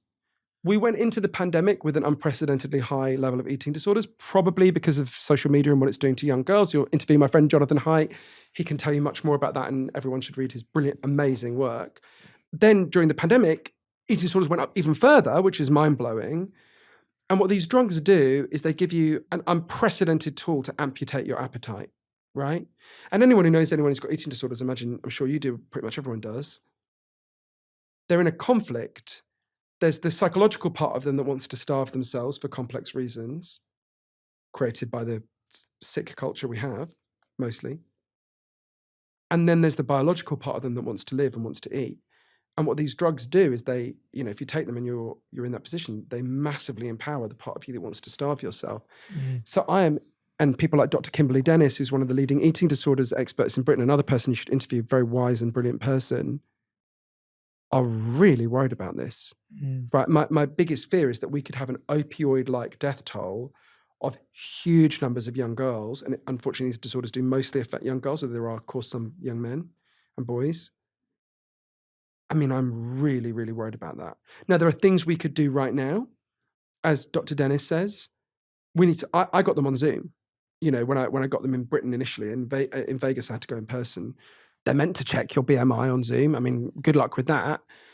Basically, you are very visibly not eligible for these drugs, right? You clearly have a BMI lower than 27. And yet, I have no doubt you could go on Zoom. Literally, your lovely team here could arrange in half an hour, we get a Zoom call and you would get it delivered in the, biked over to you today, right? We need to stop that. As Dr. Dennis says, we should only have in-person prescription, and the in-person prescription should be done by doctors who are given clear guidance about how to spot eating disorders and how to prevent the prescription of these things to eating disorders. It's not perfect. People might still buy it online, but it would put at least some barrier between these drugs and people who should not be getting them. At the moment, there is basically no barrier. Is that one of the big risks? Yeah, massive. I mean, if you said to me, what are the risks that's the risk that most worries me for the society. The one that most worries me for myself is quite different. So, how would I put it? It's weird, I feel a wave of anxiety as I say it. We don't know the long-term effects of these drugs at all. No one knows. We know they're chronically activating key parts of your brain. So a brilliant expert called Dr. Greg Stanwood, who works on these drugs at Florida State University, said to me, now he stressed to me, he's broadly in favor of these drugs. He's considering taking them himself. But as a responsible scientist, he has to warn people. So he gave an analogy. I want to be clear, he's not suggesting these drugs will have this effect, but it's an analogy that helps us to think about it. If you look at antipsychotic drugs, if you go back to when they were first given to people in the late 1950s, at the time, doctors judged that the benefits outweighed the risk. It's always been controversial, but they judged that. So loads of people were given antipsychotics for really long periods of time. And it was only, 40, 50 years later that they discovered if you take these drugs for decade after decade, you are much more likely to get dementia, Alzheimer's. In fact, all forms of dementia are much more likely. It's not that the doctors were being negligent in the 1950s. You couldn't know that, right? You had to have people take it for a really long time to know that. What could these drugs do over the long term? We don't know, right? Now, against that, Dr. Shauna Levy, a brilliant obesity specialist at Tulane University School of Medicine in New Orleans, said to me, well, look, we don't know the long-term effects of these drugs. We do know the long-term effects of obesity, and they are very serious. But, I'm 45, right? If you stop taking the drugs, for almost everyone, you just go back to where you were before. And there's a big debate about that. But for most people, that seems to be happening. So I'm assuming I'm going to be taking these drugs for 40 years. That's anxiety provoking. I asked Dr. Clémence Blouet, who's one of the leading obesity specialists at Cambridge University, so what brain areas do these drugs activate? And she talked me through it, the hindbrain and so on. I said, well, what else do those areas of the brain do? She said, oh, well, they memory processing, taste processing, gut motility, this is me speaking now, but not trivial things, right? So for me, that was, of the 12, that was the one where I thought, shit. So I'm trying to think of a more eloquent way to say shit, but that was, yeah. Yeah. What's the debate you were saying there about the idea of if you stop taking these drugs, you go back to the same way you were? What's the debate? So we don't have that much research on it. What the drug companies say is these drugs are like statins. You take statins, it lowers your cholesterol. And if you stop taking statins, your cholesterol goes back to what it was. So the drugs are not a cure, they're a treatment, an ongoing treatment, right? So they say these drugs are like that. Now, they have a vested interest in saying that. They want you to carry on buying the drugs forever. It would not be good news for them if they discovered that actually you can take the drugs for a short time, stop, and then you'd stay at the lower weight. Some people, this is anecdotal because we don't have any research on it yet. Other people are studying it, so we'll know in a while. Like, I'll give you an example. Someone I know took Manjaro, lost loads of weight, interrupted their relationship with junk food, started exercising a lot in a way they felt too embarrassed to do when they were obese, and has now stopped and seems to be maintaining that lower weight. So how many people will there be like that? We don't know. I mean, the early studies we have, we're just looking at if you take it and then stop. But what about motivated people who change, use it as a tool to promote change? We just don't know. How long does it take to measure for us to realize how long do you need to be on it for to have those long-term implications? Like how long will we have to study, research, and measure? I mean, when you talk about the medium-term effects, and again, it's important to be balanced about this because it's a complicated truth. So a lot of the experts will say, and these are really good scientists, and it's a good point, actually, we know loads about the medium-term effects of these drugs because diabetics have been taking them for 18, nearly 19 years, right? So for people who don't know, these drugs, in addition to having this effect on your appetite, also stimulate the creation of insulin, which is what diabetics, both type 1 and type 2 diabetics, are lacking. It's why it's a diabetes treatment. And so actually we've got 18 years of data on diabetics. So I'm putting it more crudely than they would, but if the drugs made you grow horns, the diabetics would have grown horns by now, right? And that's a good and important point, and it should give people some degree of security. But some other people say, some other leading experts say, well, hang on. If we're going to base a lot of our confidence on these drugs on the diabetics, let's dig a bit deeper into the diabetics. So to give you an example, there's a brilliant scientist called Professor Jean-Luc Failly, who's at the University Hospital in Montpellier in France. And he was commissioned by the French Medicines Agency to look at the safety of these drugs for the French market. And so he started looking at what's called the preclinical research, which is on animals. And something really took him aback, which is if you give these drugs to rats, they're much more likely to get thyroid cancer. And he's like, okay, let's do some digging. So what he did is they have very, very good medical databases in France. He compared a large number of diabetics who'd been taking these drugs between, I think, 2006 and 2012, with a large number of diabetics who were similar in every other way but hadn't taken these drugs. And what he calculated with his colleagues was, if he's right, and it's highly contested, these drugs increase your thyroid cancer risk by between 50 to 75%. And he said to me, well, you've got to understand what it doesn't mean. It doesn't mean if you take the drugs, you have a 50 to 75% chance of getting thyroid cancer. If that was the case, we'd be having bonfires of Ozempic all over the world. What it means is, if he's right, whatever your thyroid cancer risk was at the start, these drugs increase it by 50 to 75%. Now, thyroid cancer is an overall low risk. 1.2% of people get it in their lives. 82% of them survive. So it's a relatively, but it's a big increase in a small risk, right? And I'm very conscious, that you've got to weigh that against just the cancer risk of continuing to be obese. But also, one of the things that really worries me about that is if you think about the history of diet drugs, very often they began to unravel based on small warnings. So if you think about, there was a diet drug in the 90s called fen-phen, the most popular diet drug ever before Ozempic. So if you look at how, it was a combination of two drugs. It was an appetite suppressant called flexfluoramine and an amphetamine called phentermine. And it really worked. People who took it got the same level of weight loss as people get on Ozempic. And people talked about it in a very similar way. Front page of Time magazine was the new miracle weight loss drug, right? Very similar.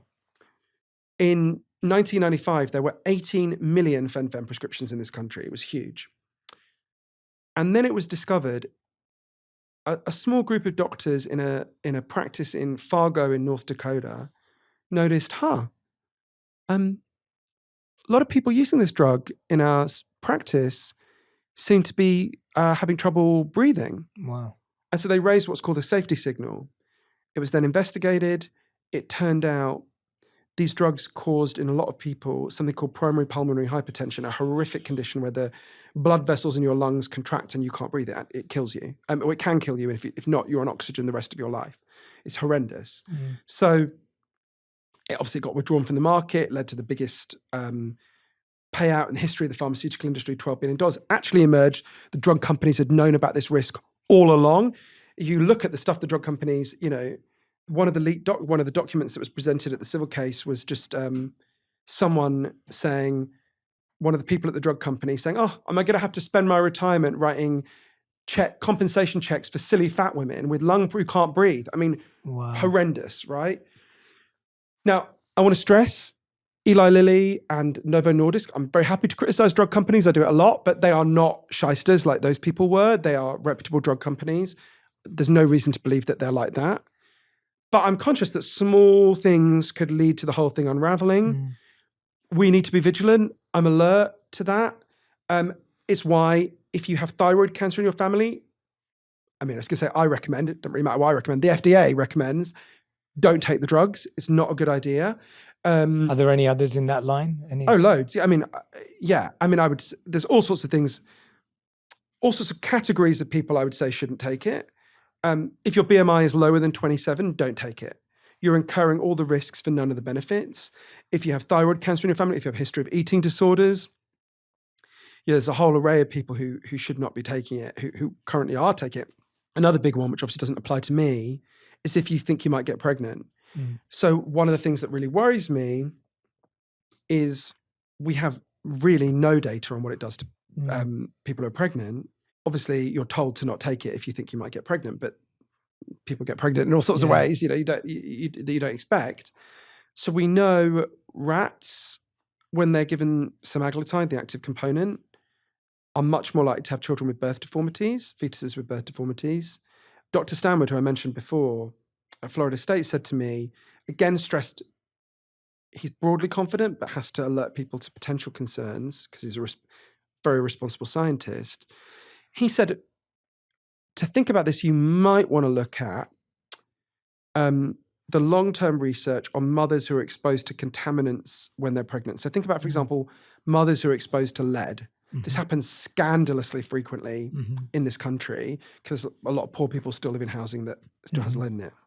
And still get water from, we know about Flint, Michigan, but actually in lots of places get water from pipes that are made of lead. It's insane that in the richest country in the world we allow that, the poisoning of children. But anyway, if you look at mothers who are pregnant and get exposed to lead during pregnancy, actually their babies look like all the other babies. It seems like there's no difference. But when those kids get to be 12, 13, we know that they have less impulse control. They're more likely to have attention problems. So it seems to have affected their developmental trajectory, even though that wasn't immediately obvious at first. Right. Could that happen with these drugs? Yes. It might not. It might affect their trajectory in a positive way. We don't know. Maybe they'll be less likely to become obese. It could have a protective effect on that. But it's just disturbing when you look, it's a really weird feeling to go all around the world interviewing these leading experts, sit with them, and to realize, this is an experiment on millions of people, and I'm one of the guinea pigs. shit, right? It's a weird feeling, right? Yeah, it's and it very makes me weird. angry that we've been put in the position where we have to make these choices. Like I say, there are countries that don't have to make these choices because they didn't allow their population to be fucked up with processed and ultra-processed food in the first place. And that pissed me off. Yeah. What has been the most horrific Ozempic story so far? Most horrific Ozempic story. Well, I interviewed people who've gone through rough experiences. I want to stress this is very rare, but there's a condition called pancreatitis, which is excruciatingly painful. It's basically where your pancreas doesn't work properly. Doctors compare the pain of pancreatitis to being stabbed, and it makes you 9 times more likely to get pancreatitis when you take these drugs. So pancreatitis is very rare, but it's obviously a huge increase in this very rare thing. I interviewed a woman called Michelle Stesiak who lives in Myrtle Beach in South Carolina, which is a place I only thought existed in country songs until I interviewed her. And Michelle said to me, she went for Ozempic for weight loss. The doctor said, there's these rare side effects. One of them is pancreatitis. She said, no, my luck, I'll probably get it. And she started taking it, lost loads of weight. 6 weeks later, she went to visit her daughter in Pittsburgh. And she woke up, she said, in the most excruciating agony she'd ever been in. She felt like she was being stabbed all over her body. And she was rushed to hospital. And they identified pancreatitis. And the first thing they said was, are you an alcoholic? She said, no. Then they said, are you taking Ozempic? She was like, yes. So that was probably Michelle said to me, I've had children. It was much worse than the pain of childbirth, right? So, which thank God you and I will never have to go through. But unless you've got something you want to announce, Jay. But there's some real horror stories. And most people are not having these horror stories. Most people are having, I want to be responsible. Most people's experience is more like Jeff Parker or Oprah than it is like, Michelle. Yeah. But that's now. 20 years from now, 30 years from now, 40 years from now, we don't know what the picture will be, which puts us in this difficult position. So we've got some questions from the team that I wanted to refer to. Hello, team. This is the team. So what is your view on when Ozempic should be used for kids, if at all? For me, the debate about Ozempic for kids threw open the whole thing for me because for so many reasons. Because it's when you look at kids that you realize how this is a crisis created by the fast food industry, right? And by processed food industry and by the fact that we as a society have allowed that industry to poison our kids, right? Think about where we are in Brooklyn. Try walking around Brooklyn with a kid and them not seeing ads the whole time saying, you don't feel good? Hey, stuff your face with our shit, right? The first thing I want to say is this is a crisis created by them and we need to stop them doing that. And we can do that. And I went to places that have done it. But given that's where we are, I think people are in a really tough position because I'm very sympathetic to both sides of that debate. So for example, I interviewed a really lovely woman called Deborah Tyler, who's a nurse in Connecticut. Her daughter was very severely obese from when she was very young. And she took her daughter to the doctor when I think she was 8. And the doctor said she had liver problems. And just like, can you imagine when you're being told your child has liver problems at the age of 8? And she faced this agonizing decision about whether to put her daughter on Ozempic. And in the end, she decided to do it. And her daughter's liver problems have gone away. So I have, and she's still very agonized about it. All the problems are accentuated when it comes to children. I mean, there are benefits. Dr. Giles Yeo, who's one of the leading experts at Cambridge University on obesity, explained to me, if you are obese when you're a child, it is very hard to become unobese. I mean, you're unusual, right? It happens, you're proof of that. There are other people who are proof of that, but most people don't, right? It's really partly because as you become obese, all sorts of changes happen in your brain that make it very hard to go back, that I go through in the book. So there's a case for dealing with it early, right? And we know childhood obesity, has really devastating impacts on your health throughout your life and radically shortens your life on average. There are other people who I have a lot of sympathy for, like Professor Dan Cooper, who's at UC Irvine, who say, well, A, and I can't believe anyone would disagree with this, we need to deal with the underlying causes, but the environmental factors, but B, children are not miniature adults, right? This could affect children in different ways. For example, one of the things children use calories for is bone mineralization. And if you don't have enough calories, maybe your bones don't form properly. Maybe they'll become osteoporotic as they get older. So It's really complicated. Novo Nordisk is currently doing a trial on giving these drugs to children as young as 6 years old. It turns my stomach. It's a sign of a sick society that we've reached this point. We need to fix the society. But if you're trapped in the choice that Deborah Tyler is trapped in, honestly, I think I would probably do what she's done and I would feel as anguished as she does about it. So this came up with what you're just mentioning now. Like, what is your view on Oprah's Ozempic special, and what were the benefits and some of the challenges that came from it on people's perspectives?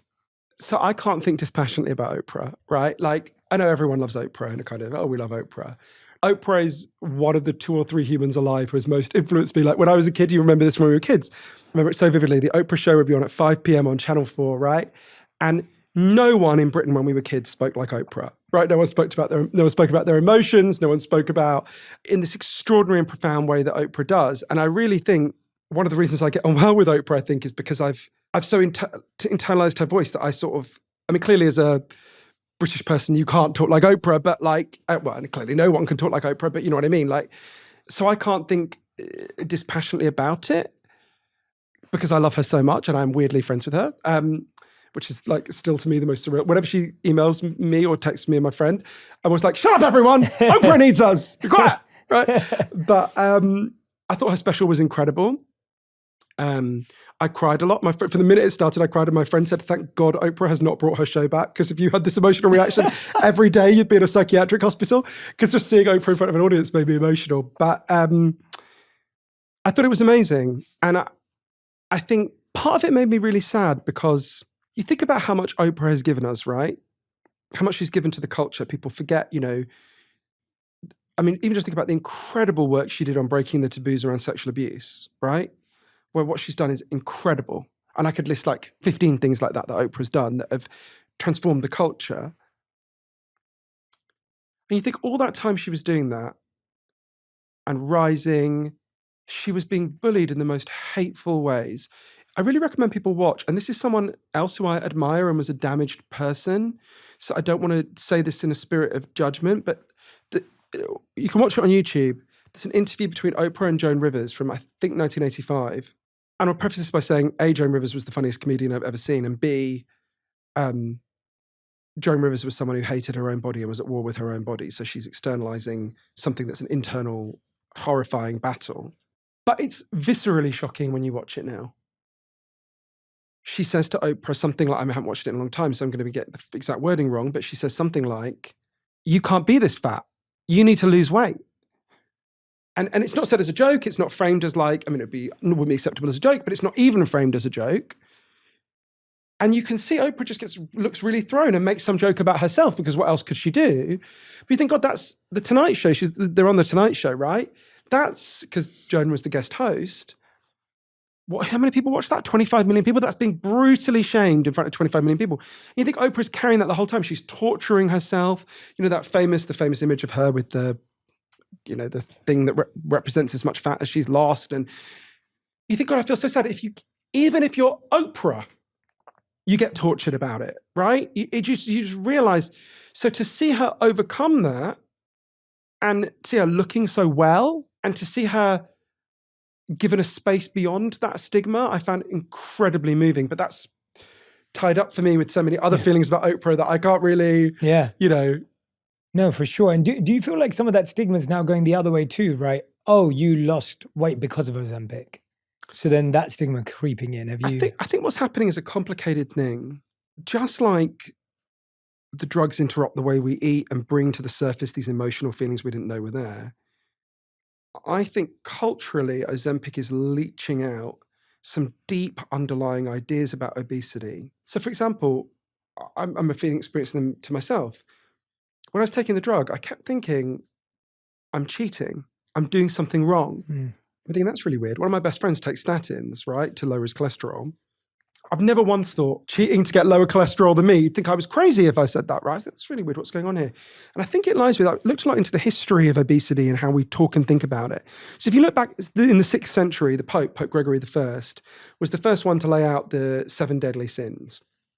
And one of them is gluttony. And it's always depicted with like some hugely fat person pigging out. It's very deep in our kind of psyches to think of obesity as a sin, right? And one of the ways you know that is, what are the forms of weight loss we admire?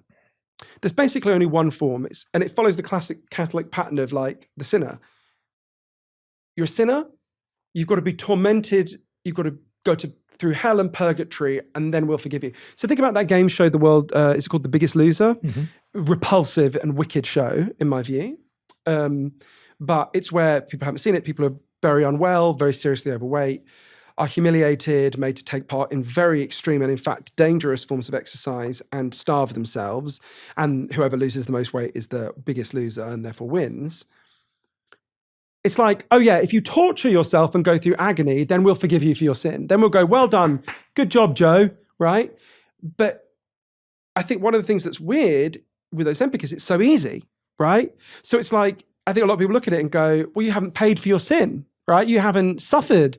If you suffer, we might forgive you. You suffer with bariatric surgery. I also think it underlies, you think about cheating, right? In this culture, which makes it so easy to overeat and be obese and so hard to be healthy, lots of people are making daily sacrifices to not gain weight, particularly women. They're starving themselves, they're denying themselves, they're going hungry, they're doing extreme forms of exercise.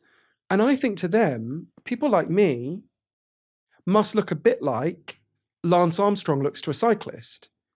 It's what you bastard. I work so hard for this and you just inject yourself once in the leg a week and you get the same benefit as me. Screw you. I can see where that impulse comes from. And I think we have to acknowledge those feelings are there. They were there in me. They're there in everyone. I think you can't live in this culture and not absorb those ideas at some level. But then we have to say, okay, well, I don't think obese people are sinners. I think we're typical products of this environment. And I'd hope we can move beyond the ideas of a 6th century Pope. But also in terms of being in a race and competing against each other, well, we are competing, but it's not me against you. It's all of us against the forces driving up obesity, which are the processed food industry. If we reframe it that way, we can get out. Look, we live in as you know very well, a toxic age where, every conversation turns toxic very quickly, partly because of social media algorithms, which prioritize negativity, all sorts of factors that are going on. If we want to have a non-toxic conversation about obesity and about Ozempic, I think we've got to acknowledge that those ideas about sin and cheating are there, and then we've got to move beyond them. Well said. Well said, yeah. I wonder whether did you dive into any research on investors in fast foods and weight loss drugs?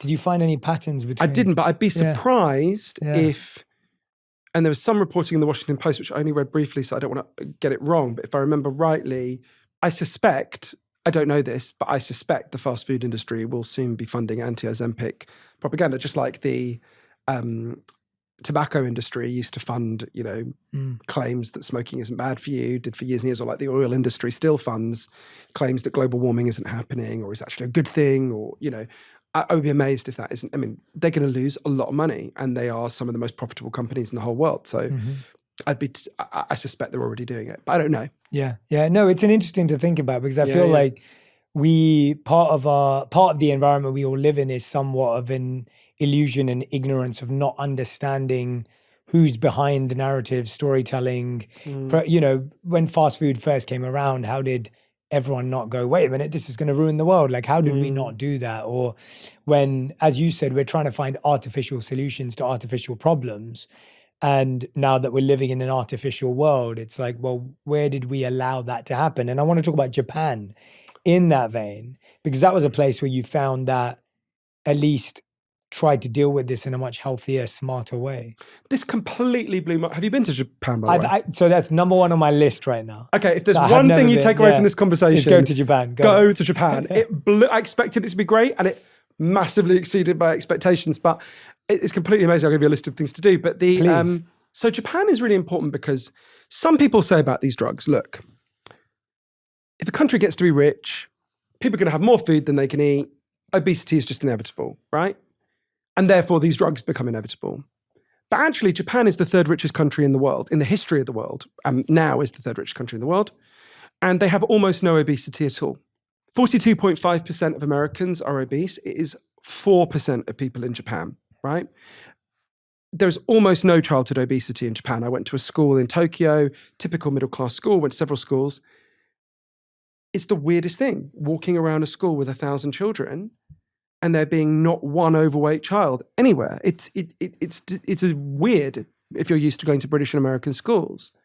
So I wanted to understand, how did Japan do it? Because I remember at first I read about, Ozempic has been approved in Japan and there ain't any sales because there's no one to take it, right? Almost nobody. It's a tiny, tiny market for it.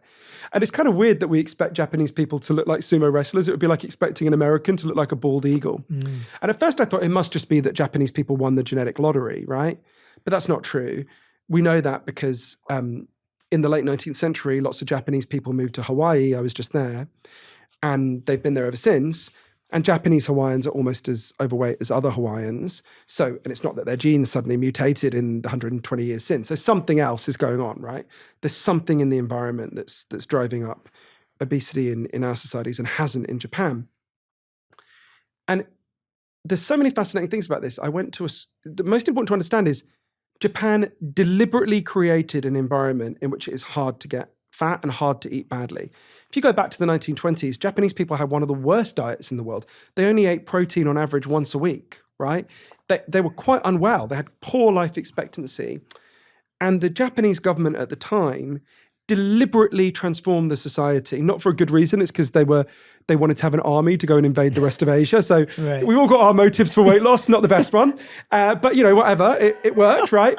And they deliberately created this new diet and this new way of being, which is now continued in policy in Japan. So I went to a school, like I say, in Tokyo, to see how does it begin. There's lots of layers at which they do this. And I was greeted at the door by a woman called Harumi Tatibe, who's the nutritionist at this school, Koenji School. Every school, by law, in Japan has to employ a professional nutritionist. It's a difficult qualification to get. It's 3 years on top of your teaching qualification. Your job is to design the food that the kids eat. By law, the kids can't bring packed lunches. They have to eat what's prepared there. And that food has to be fresh, prepared on the day, and have no processed ingredients at all. And then they use this healthy food, which has to contain all the food groups every day, to educate the kids about how to make their bodies healthy. So, they're eating this food, and Japanese people love food. It's not a place where people deny themselves food. They love it, right? So I'm with this group of kids. They're eating the school lunch, which literally is more like something from Nobu than like anything we ever ate at school, right? And they're eating it. And I say to these kids, through my translator, Chie, I said to these kids, I'll never forget it. This is the class I think of in particular, they were 9, 10-year-olds. I said, what's your favorite food? The first kid said, broccoli. I love broccoli. I was like, okay, little freak. Said to the next kid, what's your favorite food? She said, white fish. I said to the next kid, and she said, boiled white rice. And I turned to Cheer and I said, are these kids trolling me, right? Their favorite foods are broccoli and what? And Cheer, like all Japanese people, could not understand why I was puzzled and said, well, what do you mean? We teach our kids to eat healthy food. Don't you do that?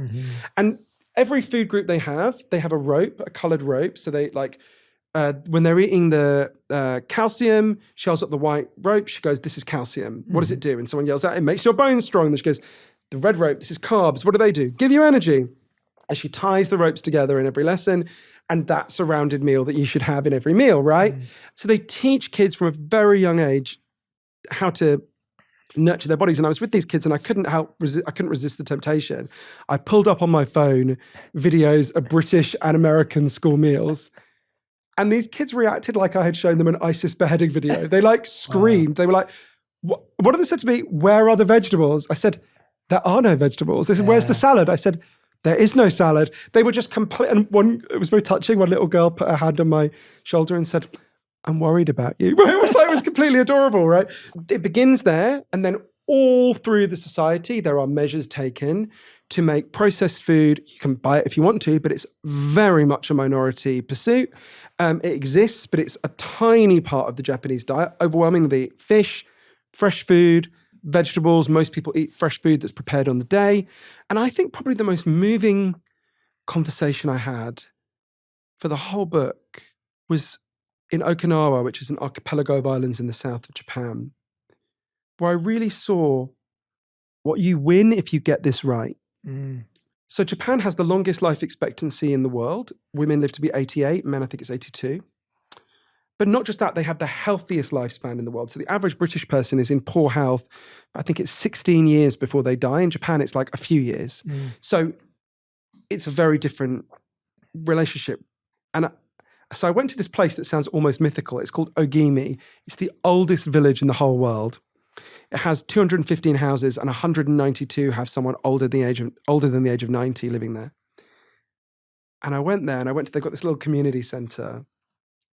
And the first person I met, the first woman who walked through the door, was a 102-year-old woman called Matsu Fukuchi, who walked there on her own from her home down the hill. And she said, I can't stay long because I'm looking after my son who fell off the roof fixing it the other day. I was like, Jesus, how old is your son? But okay. And we sat down and we talked. And she talked about how much she loved life. It was volleyball season. She's been watching her great-grandchildren play volleyball. She talked about how she loved volleyball. You could see how much joy she took in life, talking to all these old women. And then someone put on some old Okinawan music. And she put on a kimono and she started dancing. And so I started dancing with this 102-year-old woman. And I thought, wow, you were born before they started doing radio broadcasts in Japan. And here I am dancing with you and recording it on my iPhone. That's what you get if you solve obesity. You don't get destroyed. Clearly, not everyone will live to be 102, but you don't get your knees destroyed and your heart destroyed, and you get to live and you get more years of joy and more years of laughter and more years of dancing. That's what we get if we solve this crisis, and it is within our grasp to solve it. These drugs are one tool. They are a difficult and controversial tool, and I'm not sure I've made the right decision to carry on taking them. It was the heart benefits that did it for me. But we absolutely can deal with this wider crisis. They've done it in Japan. Think about smoking, right? When we were kids, people smoked everywhere. People smoked on the subway. People smoked on the bus. People smoked on the plane.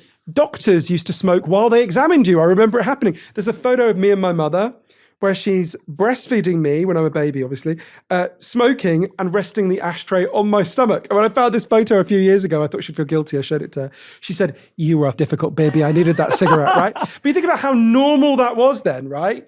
Now, if you saw that, you'd call the police, right? We've gone from, more than 50% of people were smokers when we were kids.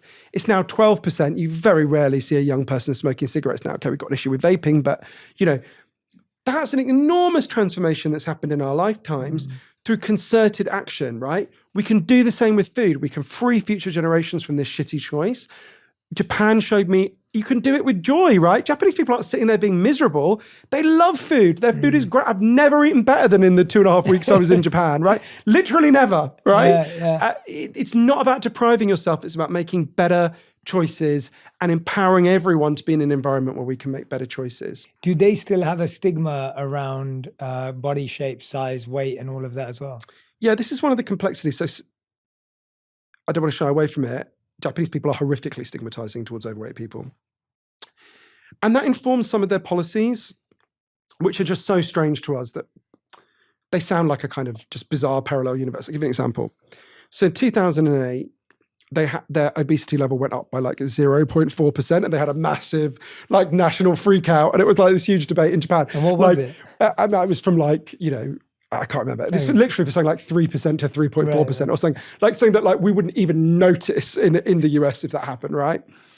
And they had this huge debate, and they introduced something that I frankly just, when I read about it, thought this can't be true. It's something called the Metabo Law.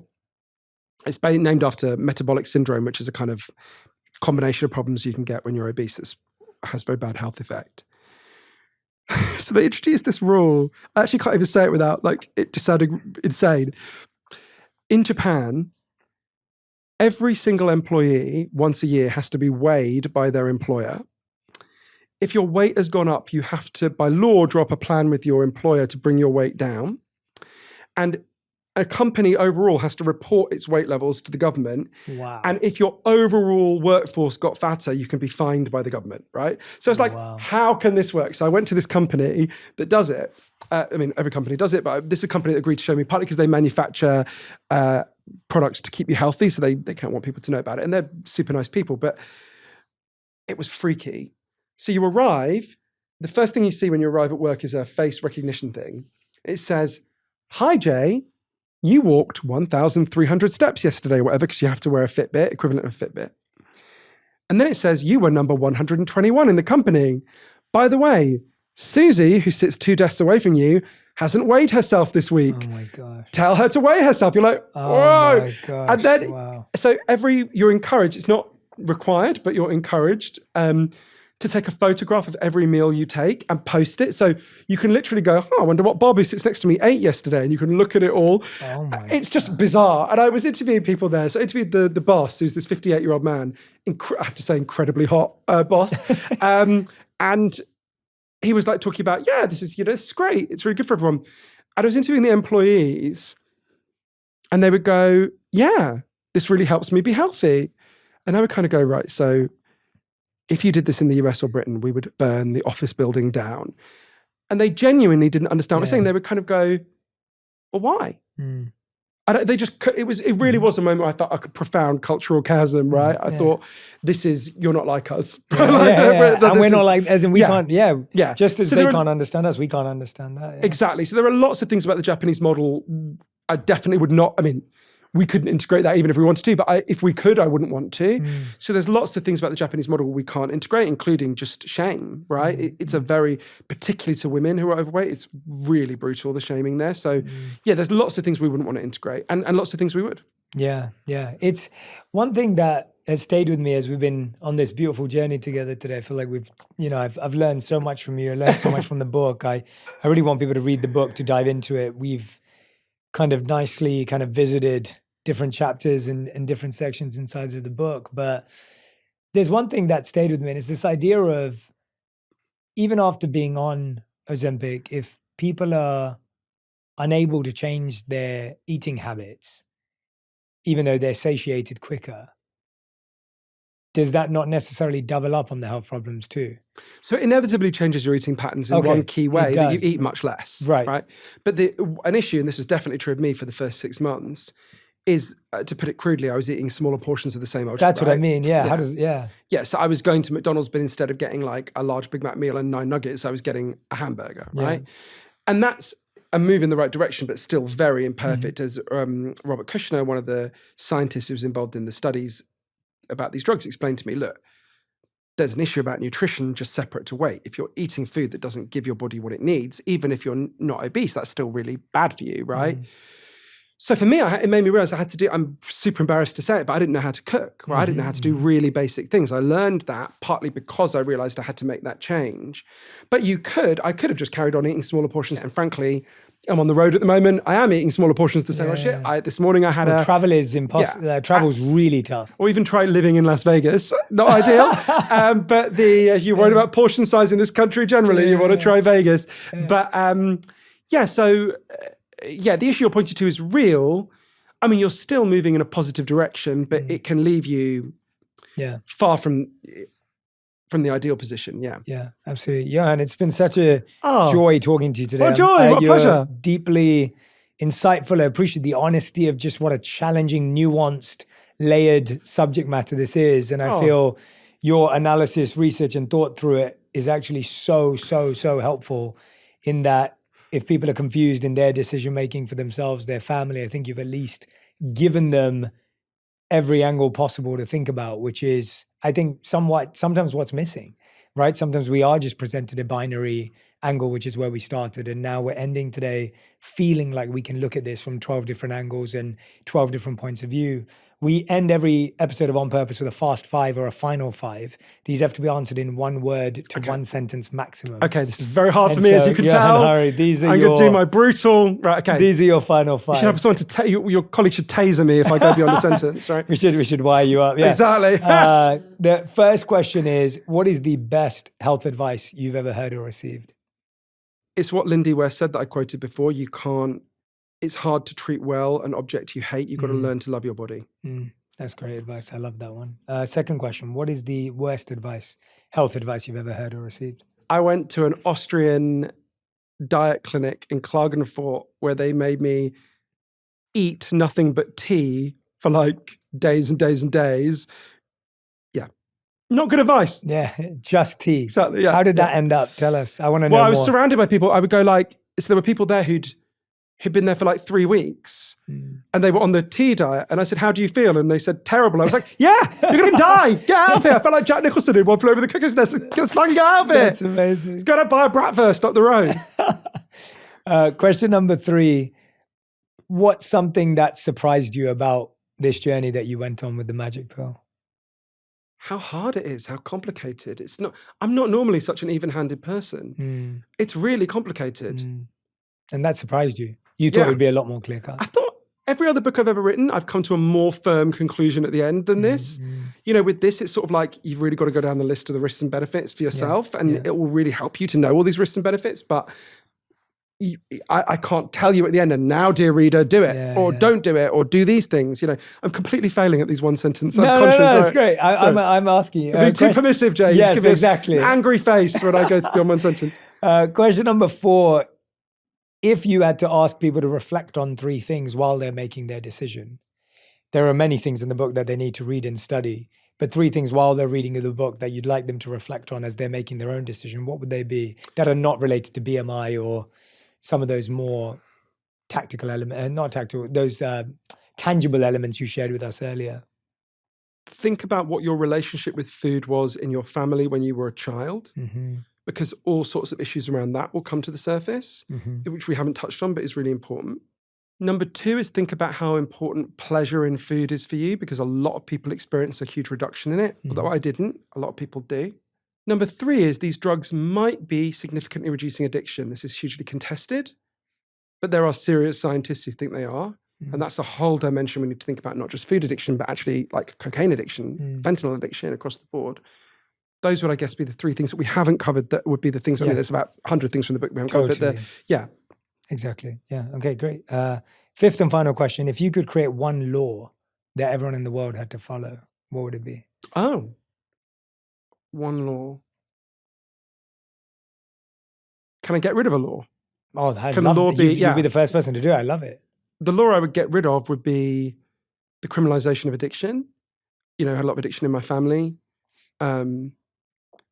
Punishing people who've got addiction problems makes the problem worse.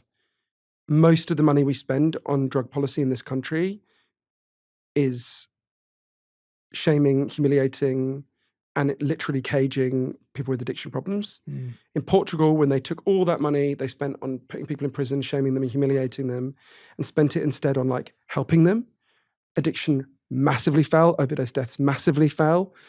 We could do the same and we'd get the same results. So it would be, I guess, take the current law on criminalizing addiction and drug use more generally and transfer all that money to helping people instead. Brilliant. You're the first person ever to get rid of a get rid of a law. Great. Happy days. I'm not normally so libertarian, but there we go. Everyone, the book is called The Magic Pill, The Extraordinary Benefits and Disturbing Risks of the New Weight Loss Drugs. Johann Hari, thank you so much. Make sure you go and grab and order a copy right now. I really, really want this. Make this the book of your book clubs, the book that you're reading with your friends, your family. I think it will, as Johann said, there's so many parts of it that we didn't even get to cover. I hope you'll come back and we'll dissect it a second time. But I really believe that this book is so significantly important at this time, especially for the younger generations to follow. So highly, highly recommend Magic Pill. Thank you so much. With that. Thanks so much, Jay. Thank you. I really mean it. I feel quite emotional hearing you say that. Thank you so much. I really mean it. I think there's so many things, like you said, that we still haven't covered, and I hope you'll come back to do those anytime. Because I think this is it's the biggest thing right now, and especially with the way you've dived into it when you're talking about just the amount of stigma there is from day one, and it seems to never go. Like you said, even with Oprah, right? Like it's like whether you're here or you're here, it's like that experience of that stigma doesn't disappear. And so if you're living with that for your whole life, and it was created by a system, that needs to be addressed. And I think you're addressing it in a really deep and profound way. So thank you. I think I meant to say my lovely publicist is in the corner, so she'll taser me if I don't say this. Anyone who wants to know anything more about the book can go to magicpillbook.com. Then get the audiobook, which I read, the ebook, the physical book. And I think I meant to say you can get it from good bookshops, all good bookshops, but you could also get it from shitty bookshops as well. You can get any bookshop at all. Yeah, I've so. never understood that I statement. know, it's right? like a weird, it feels weirdly like dissing. Exactly, we don't have like a quality test. But, so let's go order some KFC on Uber Eats now, shall we? Let's do it. Yeah. We got some for you. Let's end by bringing buckets of KFC. I hope that served you. And amazing. Thank you so much. I hope you felt. Of course, it was amazing. That Hooray. you got to share what you wanted to share. Oh, thanks everyone. Yeah, thank you. People. If you love this episode, you'll enjoy my conversation with Megan Trainor on breaking generational trauma and how to be confident from the inside out. My therapist told me stand in the mirror naked for 5 minutes. It was already tough for me to love my body, but after the C-section scar with all the stretch marks, now I'm looking at myself like I've been hacked. But day 3 when I did it, I was like, you know what? Her thighs are cute.